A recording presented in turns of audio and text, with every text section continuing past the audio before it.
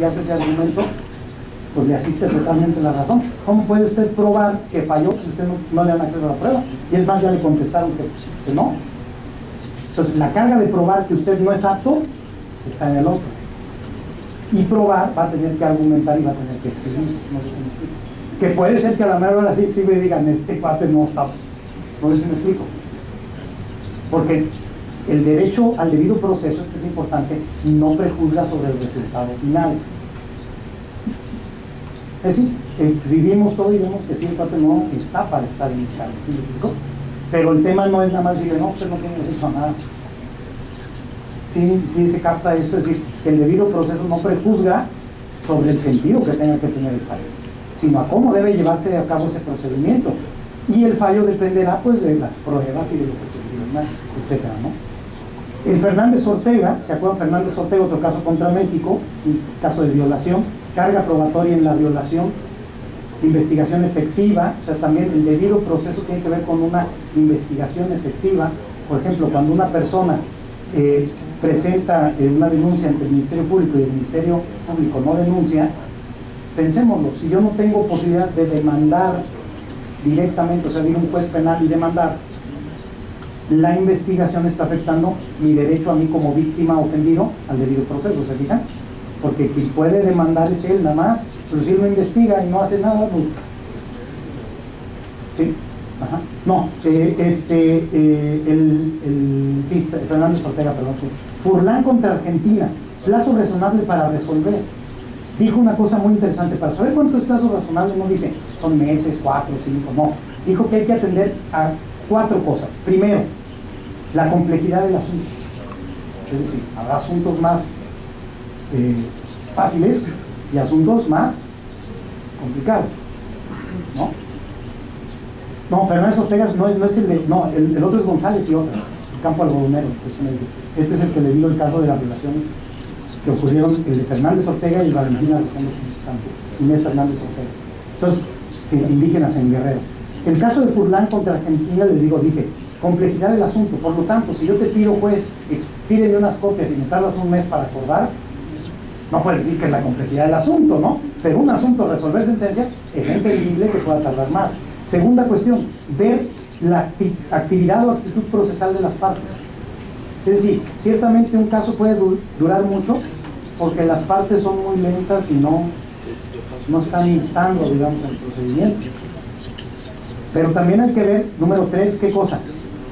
La actividad del juez. O sea, no solo complejidad del asunto, sino qué tan diligente es el juez en resolver.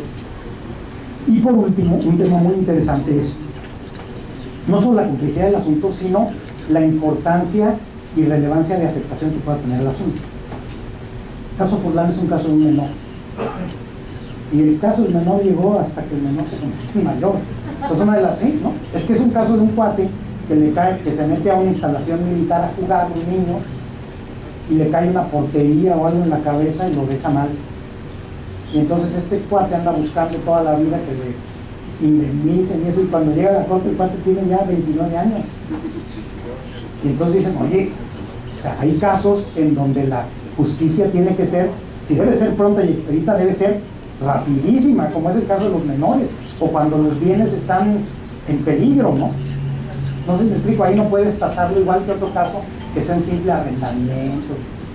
Que ojo, también un simple arrendamiento puede tener unas gravedades, como echar a la calle una familia con niños, etcétera, ¿no? Ahora, el Yatama, deber de fundamentar decisiones, masacre de la Rochela, límites de la cosa juzgada. Esto es muy interesante porque siempre pensamos que cosa juzgada ya no se puede volver a juzgar.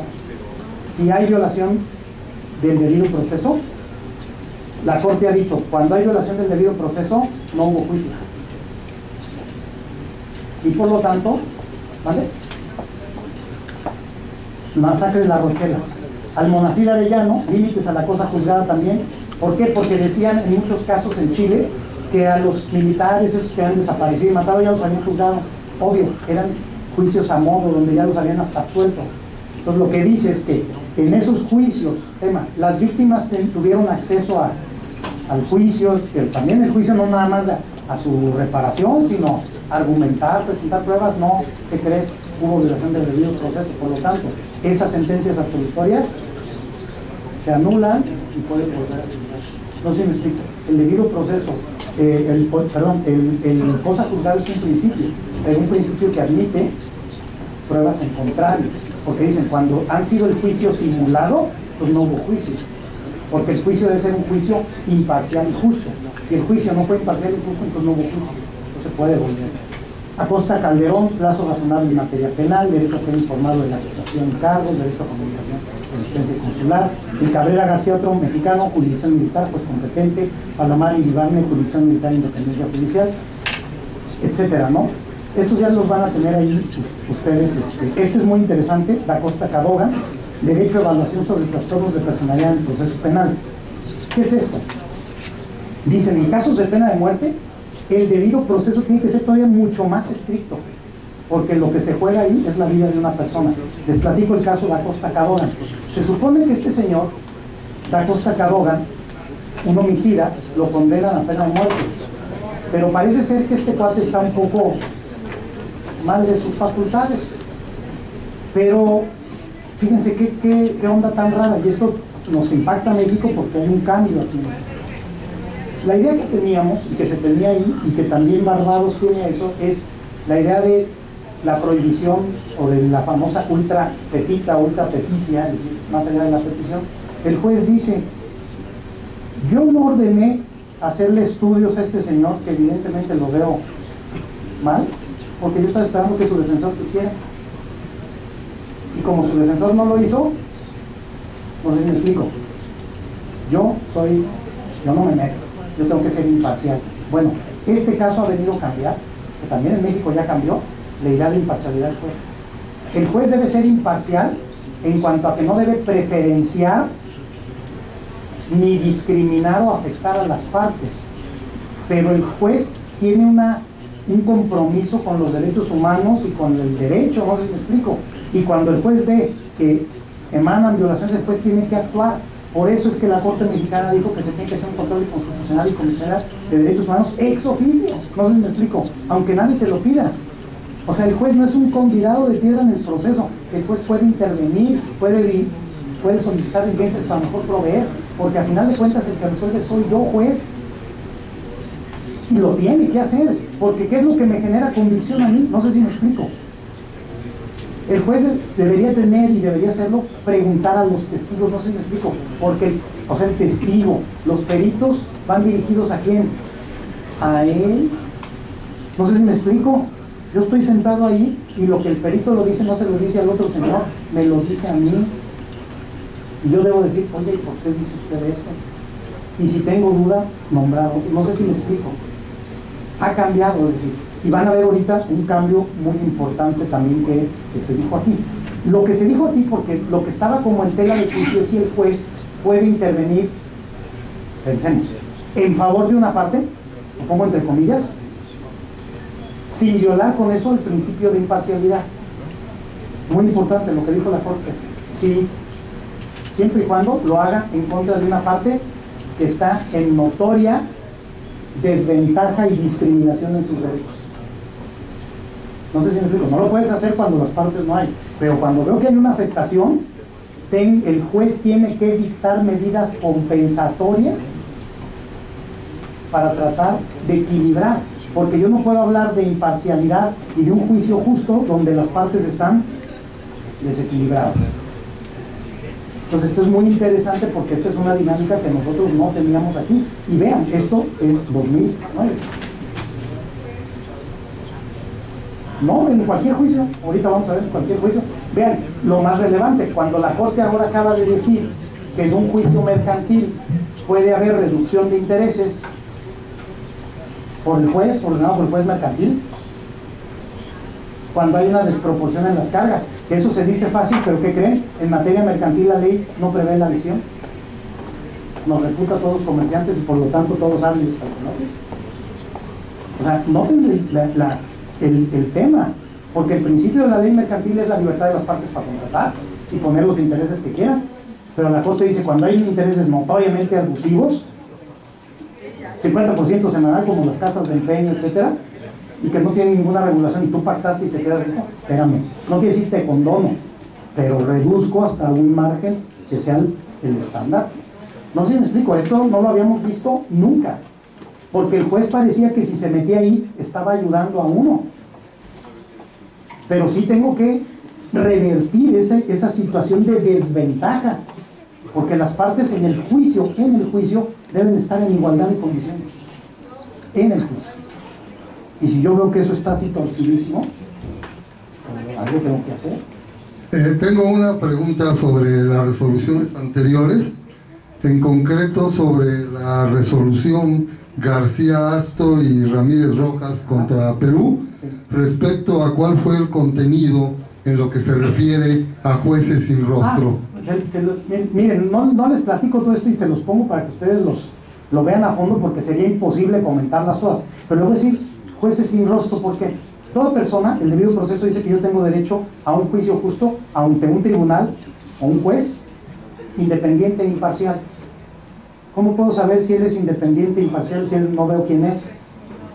No sé si me explico, ese es el razonamiento, porque dentro de esto está el tema de debido proceso de, uno, de que el juez que tiene algún interés o algo que pudiera parcializarlo, ¿qué cosa? Se excusa. Pero el que no lo hace y que yo veo que tiene un dejo de parcialidad por ser familiar o por intereses, ¿qué cosa? Lo recuso. Pero ¿cómo puedo recusarla a ella que no sé quién es? No sé si me explico. Imagínense ella resolviendo un juicio de su hermano, pero yo no puedo saber que es ella porque el juez sin rostro es un juez sin nombre también. Eso lo utilizaron, si ustedes se fijan, lo utilizaron con el tema de contra la guerrilla y todo eso. Entonces el juez era un juez sin rostro. ¿Quién es el juez? Pues no sé. Entonces, ¿cómo puedo yo saber si quien me está juzgando, o sea, yo tengo derecho a saber quién me está juzgando, para yo así, si creo conveniente, poder recusar? Pero tengo que recusar con causa, no sé si me explico. Pero aquí como, si no sé. O sea, ese es el argumento del juez sin rostro.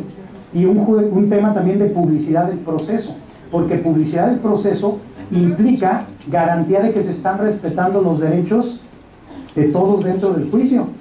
Un juicio al modelo Santa Inquisición donde nadie sabe por qué, nomás de repente ven a uno quemándose, no sé si me explico. O sea, la publicidad lo que hace es transparentar que la función jurisdiccional y todo lo que ocurre en el proceso se haga limpiamente. Y eso implica saber quién es mi juez. Yo tengo derecho a saber quién me juzga. No sé si me explico. Si no, ¿cómo podría yo recusar? Pensémosla al revés. Por eso es importante el nuevo sistema que migra hacia la oralidad y a la cuestión presencial, el principio de inmediación. Que el juez vea quién es el acusado y no que juzguen un expediente a quien no sabe. No sé si me explico. O sea, el viejo paradigma de que la justicia no ve, la justicia tiene que tener, no vendas en los ojos, tiene que tener los ojos bien abiertos para ver. Pregunta, ¿puede un juez invidente serlo? Diríamos, depende. En un viejo sistema, como el sistema todo escrito, pues es más fácil alguien que le lea, ¿no?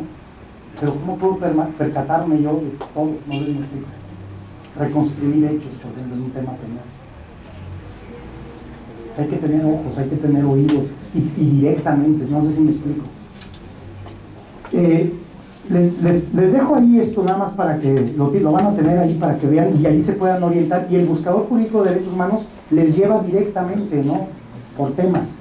Ahora, ¿cuál es el contenido en total del debido proceso? Bueno, que en la sustentación de cualquier acusación penal o para la determinación de sus derechos y obligaciones del orden civil, laboral, fiscal o de cualquier otro carácter, toda persona tiene derecho a ser oída con las debidas garantías y dentro de un plazo razonable por un juez o tribunal competente, independiente e imparcial, establecido con anterioridad por la ley. Pero no solo se queda aquí, porque vemos que esas debidas garantías, que vean que aquí las decimos, debidas garantías, ¿cuáles son? Las debidas garantías, estas que marcamos aquí, en términos generales, ¿cuáles son? Poder demandar. Pensemos en el tema penal. Si no puedo demandar, tiene que haber una investigación efectiva para que se pueda llegar allá. Si no, no puedo. Ser emplazado. O sea, pensemos en el equivalente. Si yo llego en la materia penal, pues que me digan de qué me acusan, cuáles son los elementos del delito. ¿Sí me explico? Porque el ser emplazado es conocer la causa. Si yo no conozco la causa, ¿cómo puedo yo argumentar contra ella? Tengo que conocer la causa para yo poder después contestar o declarar, según sea el caso. Pero no solo contestar o declarar, sino probar. Y no solo probar, sino alegar o argumentar. Y todavía, en caso de que se resuelva, tengo que poder recurrir. Porque si no estoy frito, no sé si explico, si no tengo ninguna alternativa. Además, en materia penal, se han señalado como ciertas garantías específicas o derechos específicos que debe haber en la materia penal, que han sido ampliadas también al derecho, todo lo que sea sancionatorio, como cuáles: presunción de inocencia, asistencia de un traductor e intérprete. Esto antes lo veíamos solo con los extranjeros, pero ahora la Corte Mexicana lo ha determinado también para todos los indígenas. Y además, de manera muy interesante, acaba de resolverlo hace poco, un mes más o menos, la Corte Mexicana, que esto no solo es en materia penal, que los indígenas en cualquier materia, fiscal, civil, administrativa, tienen que tener un intérprete, pero además tienen que tener un abogado. Y eso es muy interesante porque siempre pensábamos en tener un abogado como un defensor solo en la materia penal. Y esto implica que en todas las materias el tema indígena. Es muy curioso porque en el caso ese que resolvió la Corte, el juez dijo que no, porque el indígena lo pidió. ¿Y sabe qué le dijo el juez? No, porque usted habla español. Y el tema, lo que dijo la Corte es que es independientemente del grado de castellanización. Porque el que yo hable español no quiere decir que lo hable bien. Les pongo un ejemplo. Y que conozca los tecnicismos. Porque el gran tema es, imagínense ustedes que digan, ¿quién habla inglés? A ver, ¿podría usted llevar su propio juicio en Estados Unidos? Pues aunque yo hable inglés, no. Muchas palabras que no sé si me explico. Requiero a alguien que domine el tema idiomático técnicamente, jurídicamente, pues para saber. O sea, muchas personas indígenas, aunque hablen español, no saben nada del sistema jurídico mexicano. O sea, el grado de castellanización no indica que yo ya deje de requerir un abogado. Él debe defenderse personalmente o por un defensor, que aquí lo que ha dicho siempre la Corte Interamericana es: te puedes defender personalmente, pero ahí tienes que tener un defensor de lado. Porque a lo mejor yo no sé nada. Y el tema es, otra vez pensemos, un tema que no hay aquí, pero como ese de Barbados, pena de muerte. Defenderme y no saber hacerlo implica que ya hasta voy a morir por quererme defender yo por mi cuenta. Entonces el Estado tiene que buscar a alguien que lo defienda, ¿no? Comunicarse libre privadamente con su defensor, derecho a defensor de oficio, interrogar testigos y a que estos comparezcan, no ser obligado a declarar ni declararse culpable, recurrir el fallo, confesión sin coacción, obviamente sin tortura, no ser juzgado 2 veces por el mismo delito, el proceso penal público, la audiencia pública. Claro, acuérdense que hay excepciones. Es muy interesante porque en materia de testigos, por ejemplo, a veces yo he visto resoluciones de jueces donde dicen: no vamos a permitir que el menor intervenga porque le puede causar daños y eso. Bueno, sí, lo que pasa es que si estamos pensando en una manera tradicional, pues evidentemente sí puede tener afectaciones, pero hay muchas otras maneras, muchos tribunales lo usan. Uno, tenemos esta herramienta y el niño puede estar o sea, si le impacta mucho el violador, ¿no? El otro puede estar en el cuarto contigo, no sé si me explico. Y el juez puede tenerlo a la vez aquí, aunque no esté aquí, no sé si me explico, en la sala. En algunos lugares, ¿saben qué han hecho también? Han puesto, por ejemplo, está el juicio, por ejemplo, el caso de temas delicados, de privacidad, etcétera, y ponen al inculpado o la persona con una cortina. O sea, el resto del público no ve quién es. O sea, ve que está ahí y ve que habla, pero no ve quién es. O sea, para no poner, porque dice, entonces, no, sí es público, pero el tema es, resguardamos tu identidad. No sé si me explico. O sea, hay maneras también. Si somos lo tradicional, pues evidentemente siempre vamos a tener esos choques, pero podemos hacer las cosas de manera distinta. Un sistema especial y adecuado en materia de justicia penal para menores, que mucho tiempo no se tuvo. No tortura ni tratos inhumanos, crueles o degradantes, el derecho a la verdad, los derechos a las víctimas, Y adicionalmente todos los principios del proceso y disposiciones del proceso que en lo particular adicionalmente se establezcan.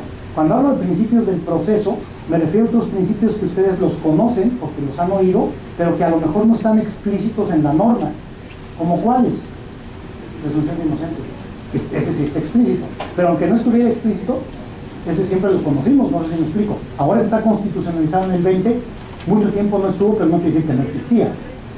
El principio pro acción. ¿Cuál es el principio pro acción? El dejar proceder la acción, es decir, que se ejercite la acción y que se revise el caso. No que se resuelva de conformidad, pero que se dé acceso.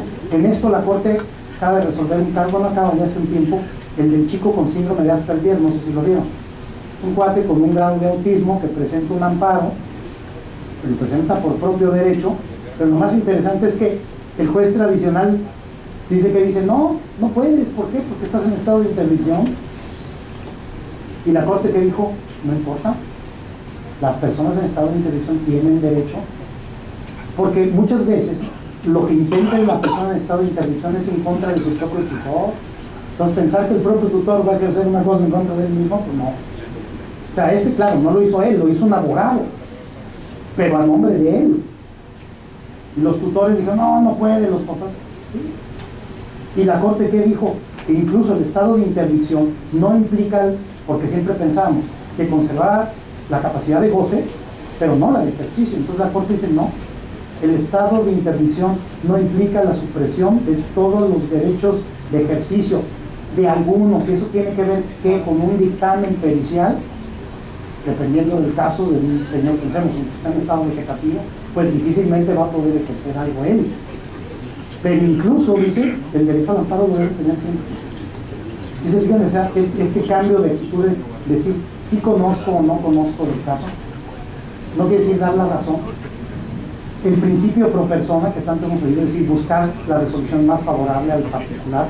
El favor libertatis, esto lo conocemos en materia penal, indubio pro reo. O sea, si no está acreditada total y plenamente la culpabilidad de una persona, tenemos que absolverlo. Cuando dijo alguien en la Corte, un ministro de la Corte, que en el caso Cassés, porque ya ven que el pueblo se echó encima, y se echó encima porque estábamos, no sé si mediatizados o idiotizados por lo de la tele, ¿no? Porque ¿quién leyó el expediente? ¿Quién ha leído la resolución? No sé si me explico. Nos quedamos con lo de la tele y eso nos impacta. Pero cuando uno lee el expediente dice, ¿cómo? Esto no salió. El efecto corruptor del que habla el ministro Saldívar. Pero además, vean, el tema es este. Dice el ministro, la gente se le echó encima por obvias razones, ¿no? Como un linchamiento. El ministro dice, pero nosotros no la absolvimos, no la declaramos absuelta o inocente. Faltaba más. O sea, la inocencia no tiene que ser declarada, porque siempre hay sobre nosotros la presunción de inocencia. Basta con que no esté declarada mi culpabilidad para yo ser inocente. No sé si me explico. No tendría que decir, a ver, digamos que es inocente, no. Si no fue culpable, o sea, si no hubo un juicio, porque el juicio se destruyó, ojo, yo no estoy diciendo si fue o no fue, no lo puedo yo saber, porque el tema es que el debido proceso es un medio para poder llegar a eso, no sé si. Y si no hubo eso nos imposibilita saber. O sea, si hubieran hecho un seguimiento policial distinto y a ver cuando vengan y la agarran, ahí sí no sé si me explico. Porque el hecho de ser novia del secuestrador, eso sí está probado. El secuestrador, el novio, sigue en el tanque, ¿eh? Pero no sé si me explico, el hecho de lo que decíamos aquí de que mi papá, mi tío, mi pariente sea, no quiere decir que yo soy también, ¿o sí?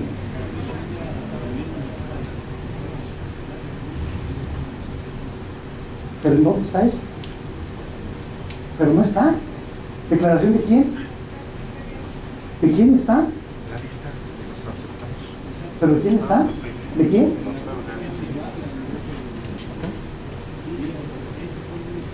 No fue el único error. No se dio la asistencia consular.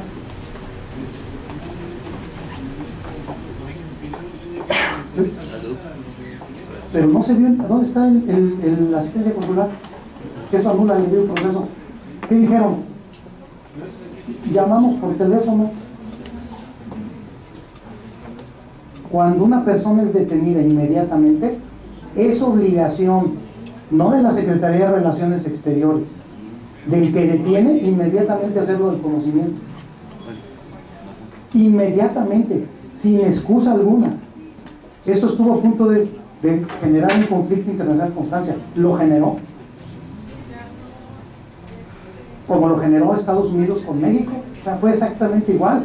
Porque al violar ese derecho, no solo se le viola al presunto inculpado, se le viola al Estado. Es un derecho soberano del otro Estado. El otro Estado verá si provee o no, pero yo tengo la obligación de hacérselo saber.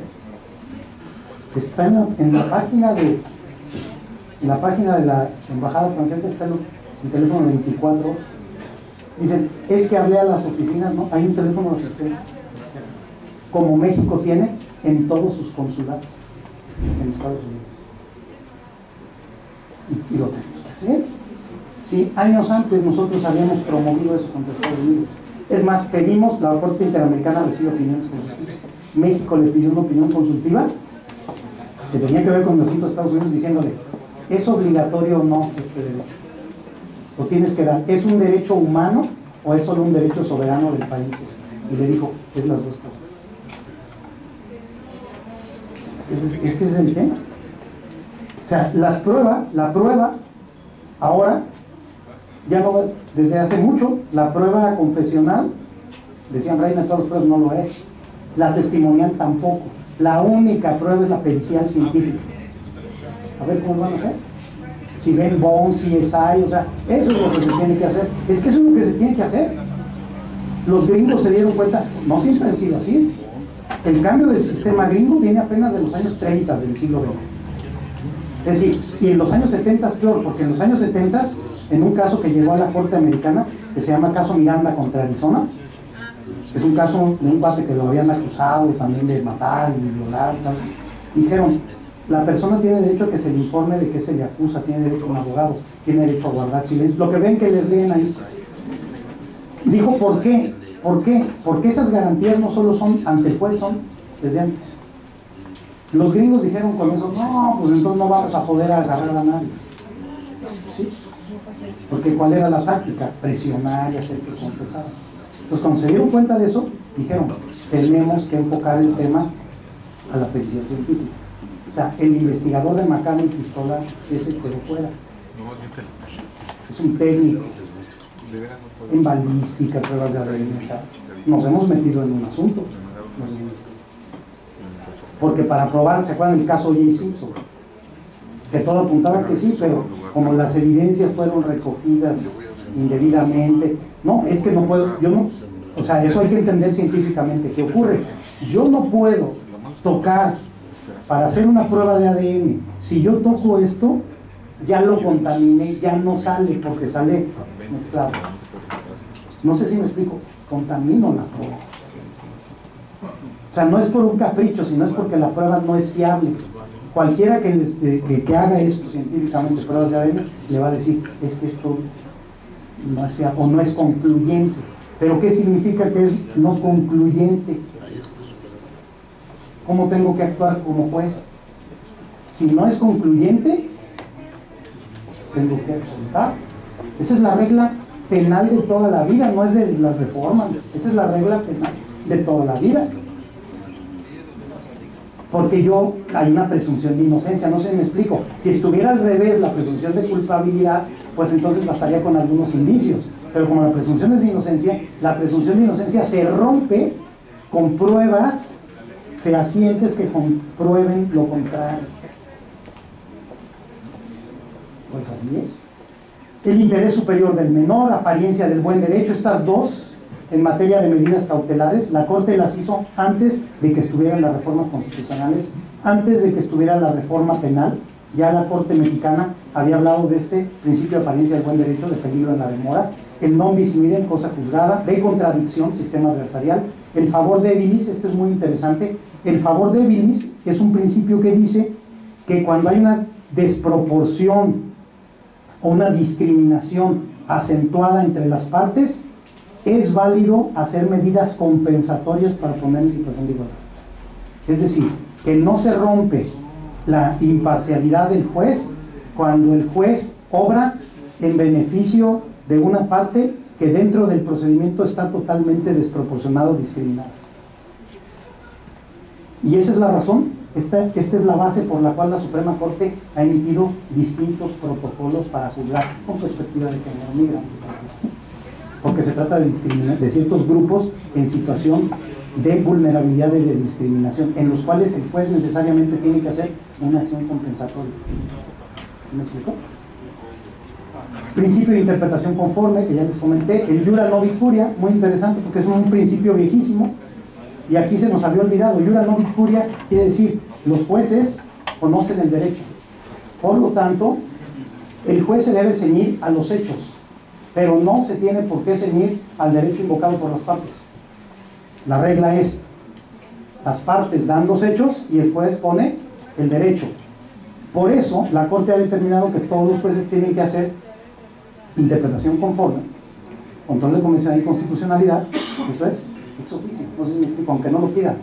O sea, la parte pone los hechos, pues no se puede salir de los hechos, pero dentro de esos hechos el juez tiene amplitud para decir el derecho. El principio de legalidad, obvio, muchos de estos principios colisionan entre sí y tienen que dar origen a veces a sistemas de ponderación, que no es tan sencillo, por ahí va la cosa, ¿no? El principio, por ejemplo, de independencia e imparcialidad de los jueces, el principio de justicia universal, audere adjudicare, en delitos de lesa humanidad es o juzgas o extraditas, porque supone que si el ofendido es la humanidad entera, genocidio, etcétera, los estados tienen una obligación de extraditar a esa persona o bien juzgarlo en su fuero interno.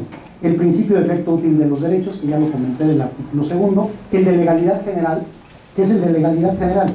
Que las autoridades tienen que ceñirse a lo que la ley les determina. Pero ojo, porque el principio de legalidad tiene otra cara, es como una moneda. El principio de legalidad en tratándose del particular.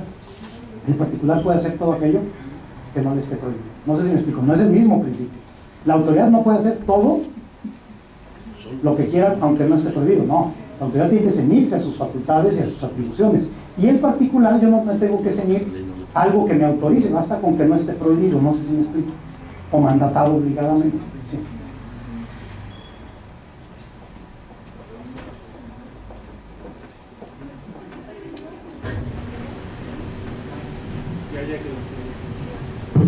Maestro, en relación con este punto que nos acaba de comentar, ¿nos podría hacer favor de darnos un comentario? Yo no soy laboralista, pero el artículo 622, me parece, de la Ley Federal del Trabajo, dice que el gobernador del estado establecerá las juntas, señalará el domicilio, la circunscripción territorial, la competencia, me parece que también, dentro del contexto jurídico que yo aprendí en la universidad, pues toda ley, todo acuerdo, todo decreto debe publicarse en el periódico oficial del estado, en este caso, para que sea exigible, para que surte efectos. Pero si ese acuerdo, maestro, del señor gobernador nunca se ha dado, y sin embargo tenemos la Junta Especial número 1, la Junta Especial número 2, la Junta Especial número 3, disculpe, ¿podremos concluir que no existen jurídicamente, carecen de competencia material por territorio y demás, y por consecuencia sus actos son arbitrarios, abusivos, ilegales, injustos? Sí, el tema es obviamente muy complejo, porque ¿qué dicen ustedes? O sea, si decimos que sus actos son nulos, ¿cuántos años llevan resolviendo? O sea, no es tan fácil como decir han sido nulos todos, ¿no? Ahora, el tema es si eso ha tenido una incidencia o no. Relativamente sí, tiene que haber un acuerdo o no. Ya le buscamos si el periódico oficial en ningún momento. No, pero me refiero, tiene que haber un acuerdo. Ah, sí. Y ese acuerdo, ¿en dónde está? Ahora, el tema es, ahí podría como en un litigio, digamos, estratégico para ver qué es lo que pasa, ¿no? Porque en todo caso lo que tendría que hacer es regularizarse, no sé si porque él tiene la atribución, pero es un tema de formalidad, pero no nada más mera formalidad, sino de publicidad, si se fija. O sea, la idea de publicarlo es para saber a cuál ir y de qué se encarga cada uno. Yo creo que el tema es grave, ¿eh? El tema es grave porque, aunque tengan facultades para funcionar y constituirse, etcétera, o sea, el tema es la publicidad, no sé si me explico. Y la publicidad es importante. Te la pongo muy sencilla en otro acto más sencillo. ¿Qué pasa si usted nunca registró su escritura del notario? ¿Sí vale? Sí, pero ¿qué efectos tiene para usted y para los demás? No sé si me explico. Porque la idea de publicarlo no es nada más una mera formalidad, sino es que todo el mundo conozca, ¿no? Entonces, si eso tuviera una afectación, yo le digo, pues promuévelo, a ver qué. Porque además, otra vez, si la carga de la prueba está en la autoridad, la autoridad tendría que decir, mira, sí lo publiqué en mi mismo, no sé. Porque usted no puede probar. Usted lo único que sabe es que no hay, pero no sabe. Entonces la carga de la prueba se revierte, no sé si me explico. La autoridad tendría que acreditar que efectivamente está. Gracias. Fíjense, el tema de legalidad en materia penal, estricta aplicación y, por supuesto, perspectiva de géneros. Como yo ya les decía, suspensión del derecho al debido proceso. Uno, la Convención Americana sobre Derechos Humanos nos habla de que deben ser insuspendibles las garantías judiciales.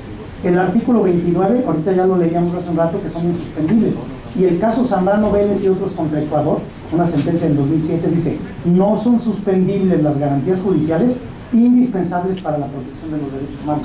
La pregunta es si todos los juicios, habida cuenta que en México el control de constitucional y convencional de derechos humanos ya es para todos los órganos jurisdiccionales, si fungen como protectores de los derechos humanos. O sea, la jurisdicción ordinaria. Si sí lo es, entonces no podría ser suspendida. Por último, ya para terminar, una propuesta: ver la justicia como un servicio público. Esto es como lo más novedoso, es decir, que tenemos que observar en la justicia otras cosas que no es solamente si en el juicio se cumplen o no esos requisitos, sino otras cosas que tienen que ver con el debido proceso como acceso a la justicia. Por ejemplo, estos parámetros, disponibilidad, accesibilidad, aceptabilidad, adaptabilidad y calidad, son parámetros que se usaban en los derechos sociales. O sea, derecho al agua, derecho a la salud, derecho a la vivienda. Yo les pregunto, ¿la justicia es un derecho de carácter social o no? ¿Sí? O sea, sí cumple un rol social. Por lo tanto, es válido preguntarnos, ¿qué es disponibilidad? Se refiere a la suficiencia de tribunales. ¿Hay suficientes tribunales? Antes de contestar sí o no, esto se tiene que medir en el caso concreto, porque en el caso de León puede haber suficientes tribunales, pero a lo mejor en una población alejada no sé si me explico. O sea, la suficiencia tiene que ver no solo con la totalidad, sino también seccionado. A lo mejor en la Ciudad de México hay muchos tribunales, pero a lo mejor en la Sierra de Chihuahua no sé si me explico. O sea, la suficiencia tiene que ser seccionada si hay tribunales que estén suficientes para atender en todos lados. O sea, si me explico, eso podría llevar a que unos indígenas en una zona remota de Chiapas se quejaran por falta de acceso a la justicia, porque su tribunal más cercano les queda a 8 horas en burro y a pie, no sé si me explico. Y alguien no le puede decir, uy, pero hay suficientes en San Cristóbal. Sí, pero yo no vivo en San Cristóbal. No sé si me explico, no tengo yo que ir hasta allá. La justicia tiene que estar más cercana a mí, no a la afuera de mi casa, pero en un término razonable. ¿Cuánto es ese término razonable? Piensen, ¿1 hora? 2 horas, 3 horas, porque además no solo son horas, es el tipo de trayecto, de camino. El tema de accesibilidad, muy interesante, accesibilidad personal. ¿Qué se refiere? Que en los tribunales todas las personas puedan acceder por razón misma de las personas. Pensemos, tribunales indígenas, si no hay jueces que hablen en las lenguas indígenas, si no hay defensores que hablen no es accesible personalmente para ellos. Si en el tribunal no tenemos el cuate del lenguaje de señas y yo soy inculpado sordomudo, imagínense qué bronca es esa. O sea, mi abogado tiene que poder traducir, ¿no? ¿Cómo? O sea, piensen cómo nos vamos a entender en ese aspecto. Y la accesibilidad física, muy interesante, es decir, que tiene que ver con la arquitectura, la ingeniería que deben tener. Hay un caso muy interesante que se resolvió en este año por el Tribunal Constitucional de Colombia. Es el caso de personas con acondroplasia, es decir, las personas enanitos, cortas de estatura. Miren, estas personas, varios colectivos de personas con acondroplasia, demandaron de las instituciones judiciales diciendo que estaban gravemente discriminadas. ¿Por qué? Porque decían, mira, si bien es cierto los discapacitados, y pensemos discapacitado o persona con discapacidad, ¿quién es ese? Pueden acceder a ciertas cosas. Por ejemplo, fíjense, decían, la persona en silla de ruedas entra por unas rampas especiales al tribunal, sube por unos elevadores, pero ¿qué creen? A nosotros, el enanito, no nos deja. Porque piensan en la lógica. ¿Qué discapacidad tienes? Porque yo estoy pensando en discapacidad que no tiene piernas, no sé si me explico. Yo te veo completo, yo te veo que camina así, pero ellos, fíjense lo que decían, es lo que para una persona es subir un escalón así para las escaleras del tribunal, para mí es como subirme a la mesa así. Se suben de nalguitas. No, no, es de verdad. Es triste. ¿Qué creen? Los estrados no los veo. O sea, como miren. Qué brincado, no sé si me explico. En las salas de audiencias no me puedo sentar porque no hay periqueras. Suena risa, no sé si me explico, pero a un niño le ponemos una periquera que es una sillota para que alcance a la mesa, pero el otro pues sale la cabecita así, no sé si me explico. Y soy litigante, o sea, soy chaparrito y soy litigante, no puedo litigar. Piensen en esto. Y aquí estoy, a ver, hablo desde aquí abajo. Suena como gracioso.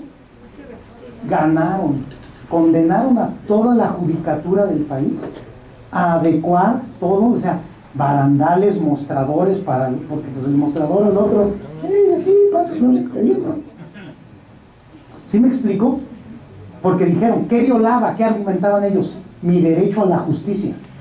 No es que no les recibieran pruebas, no es, sino en una cuestión de accesibilidad física, accesibilidad económica. Hay países en donde se cobra la justicia. Es decir, que como notarios, digamos, para ustedes poder acceder tienen que dar una lanita. Pero el que no tiene dinero ni un solo peso, si no le hacen una condonación, ese cuate no tiene acceso a la justicia, piensen. La Corte Mexicana acaba de dictaminar también en un amparo, de manera muy interesante, que incluso en las personas que sean muy, muy pobres, y en el tema de aportar pruebas, que el tribunal tiene que absorber el costo de la prueba. Digo, está muy bien, pero eso nos lleva a otro problema. ¿De dónde va a sacar el tribunal? No sé si me explico, presupuestos. Porque una prueba viene 25,000 o 20,000 pesos. O sea, suena bien, puedes decir, sí, que el tribunal, pero el tribunal, o sea, piénsenlo ya en lo práctico. Los edictos en amparo. ¿De dónde sale? ¿Sí me explico? Que no puedo, pues a ver, busquemos para que lo publiquen. Porque si no, vean, estoy afectando el acceso a la justicia, o sea, el que no tiene lana, porque además esto es muy terrible, y vean ustedes, por ejemplo, aquí hay defensores de oficio. ¿Algún defensor de oficio? ¿Tiene usted presupuesto, usted dinero para pruebas? Y es que eso es muy triste. Miren, les digo por qué. Porque a usted lo pueden, nombrar defensor. No como la Procuraduría no puedes. Ojo, entonces, ¿qué pasa con lo que yo les decía? De la igualdad de las partes dentro del proceso. No sé si me explico. Aunque usted no les cobre a sus defendidos, pero hay costos que se tienen que asumir. Por ejemplo, vamos a suponer, una persona que usted tiene que traer un testigo, usted tiene para pagarles el transporte, el hospedaje. No, pues, pero me refiero a la defensoría.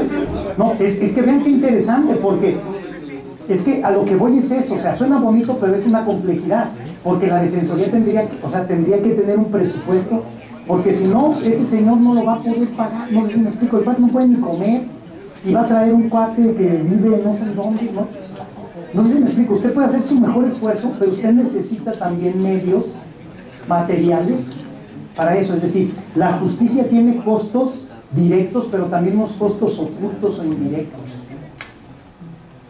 que no los puede pagar el señor de su peculio. Puede cambiar en el sentido de a lo mejor los que tienen paguen y de ahí puede ser una bolsa. Me refiero porque muchos tienen dinero y no pagan, no le pagan nada al Estado cuando sí tienen dinero. Que muchos sí tienen dinero y muchos prefieren un defensor de oficio por muchas cosas. Saben que el servicio es gratuito, no puedes cobrar. Pero bueno, también sería cuestión de otro concepto de cambiar. Digo, ok, lo puedes cambiar, a lo mejor un porcentaje se te va a cobrar que se pague en esa bolsa, y el de plano que dices, pues soy aquí, no sé, pintor y no puedo, una fianza de 20,000 y peritajes. Fíjese, por ejemplo, ese tema de la fianza. Entonces, ¿cómo puedes tú, digo, si yo tengo que pensar todo? Porque si tampoco dices, ok, ¿quieres tú un sistema de justicia cuando también hay muchos problemas de seguridad, un problema de... Entonces decir, oye, todo el dinero para justicia y lo social, me refiero para educación, para... Digo, es una cuestión de Estado, digo, es muy complejo, no es tan más fácil. Ningún funcionario público que ande en Suburban, fácil. Ningún funcionario público tiene que tener para gastos de representación. ¿Para qué? Si no es estrictamente su trabajo. Es decir, el gran problema de México no es que es un país pobre, no lo es. Es un problema en donde los recursos no están donde deben estar. No están donde deben estar. Que compramos un avión de miles de millones de pesos para el presidente. Hay presidentes de otros países que viajan rentando un avión o como un transporte, si no rentando, él toma un avión, pues no sé si me explico, me voy sí en ejecutiva y eso, pero porque tener un avión cuesta miles de millones y el mantenimiento es de locos, no sé si me explico. El presidente gringo, por razones de seguridad, pues es el presidente gringo, no sé si me explico, ese no puede estar sujeto a subirse a un avión comercial y no sé si me explico. O sea, sí tiene usted razón. Pero yo le diría, el tema es ¿dónde ponemos los centavos? ¿Dónde ponemos los centavos? O sea, ahí, no, nosotros, porque, no, pero los centavos los ponemos nosotros. ¿De qué creen que viven toda la, son los impuestos? Pero ¿quién decide dónde se pone, dónde se gasta? Pues, No, pero bueno, tampoco no es cierto, muchos no pagan. Mucha parte. Yo le voy a decir, digo, podemos hablar. Le voy a hablar mi caso personal. Muchos no pagan, los doctores no pagan. Yo trabajo para el Estado, trabajo para el Estado 4 meses al año. O sea, íntegro 4 meses de lo que gano en un año se va para el Estado. 4 meses. Y de los impuestos directos, nomás estoy hablando de impuestos sobre la renta, no estoy hablando de los impuestos que pago en gasolina y todo eso. Entonces, eso me da derecho a mí a hablar, ¿por qué no? Si estoy dándole 4 meses de mi trabajo al año, a costa de mi voz, de mi friega, ¿por qué no voy a reclamar que se inviertan bien? No quiero que me los regreses en dinero, quiero que me los des en servicios, en seguridad, buenas banquetas, buenas carreteras. No sé si me explico, es decir, es un tema que el Estado, muchas cosas no es necesariamente un costo así que altísimo, sino es saber dónde lo ponemos. Cuando tú hablas del principio de accesibilidad, también podría ser cuando se cree, bueno, hay un planteamiento que se pueden hacer en el sentido de que los peritajes sean como, no dependan de una sola, de una institución. Eso es lo que yo iba a decir. ¿Para qué? Fíjese, la clave está en que los servicios periciales no deben depender de las procuradurías. Debe ser una institución autónoma que no dependa ni de procuradurías ni de usted, para que con sueldos pagados de los peritos profesionales, porque así el juez puede ordenar las pruebas ahí. Incluso porque uno diría, no es que el Estado absorba todo, para que sean auténticamente imparciales, porque se trata de que yo presento este perito, usted presenta otro perito, él presenta otro, no sé si me explico. No, pues el que le paga más, yo junto más peritos a ver quién punta más y después sacaba otro. No sé si me explico. Cuando una cuestión científica no es de juntar a ver quién tiene más de un lado y quién tiene quién. No, quién es el peritaje científico. Ahora, resulta hasta autofinanciable, porque lo que usted decía, para el que tiene recursos, el peritaje se cobra, o sea, no sé si me explico. Para el que no tiene nada, el peritaje no se cobra. Para el que tiene poco, el peritaje se cobra poco. Pero es una tarifa, no sé si me explico. No me vengo yo a arreglar con usted, sino aquí la tarifa es la prueba, cuesta tanto, ¿no? Y hay descuentos, ¿no? Dependiendo o gratuito. O sea, sí hay, pero además no es inventar el hilo negro, eso existe en otros países.